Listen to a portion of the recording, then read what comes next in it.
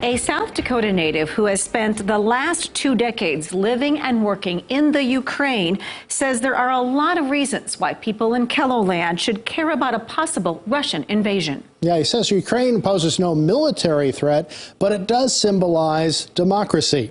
Brian Bonner is back in the U.S. visiting family, and he took some time out to talk with me about that tense situation. Brian Bonner grew up in Mitchell. After college, he worked at the Daily Republic before going on to a reporting career that would take him from Minneapolis to Russia as an international correspondent to editor of the Kiev Post in Ukraine. Here he is with the French ambassador, the German ambassador, the Pakistani ambassador. You get the picture. We caught up with him while he was visiting his mother, who now lives in Wisconsin.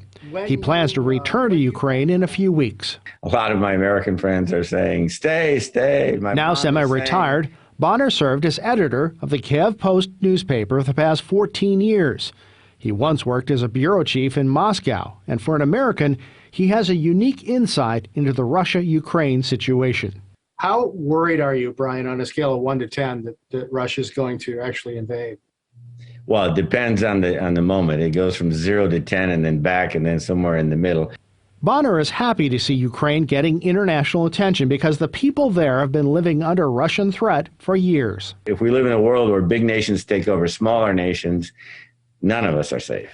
Bonner says he fell in love with the Ukrainian people and admires their desire to break away from Russian dominance. Ukrainians have this freedom gene, I think, in which they will not put up with autocracy lightly. And that's why, yes, an all-out invasion will be a huge disaster for everybody, especially Ukrainians.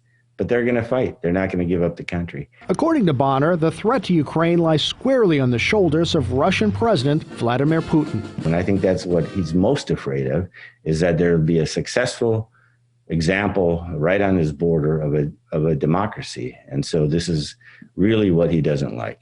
Bonner says Ukraine isn't asking for troops. They want funding, weapons, and training so they can defend themselves. I know it seems like a faraway country. I wish every South Dakotan could come there. It's under normal times, it's a very hospitable, friendly country with its problems, just as we have. But I'm very glad, and I believe that South Dakotans identify with freedom, struggle for democracy, struggle to live with dignity, and this is what is at stake here. Bonner tells me he's anxious to get back to his family and friends. He feels if something happens that he should be there. Right now, Bonner plans to fly back to Ukraine in mid-February, but he keeps moving that date forward.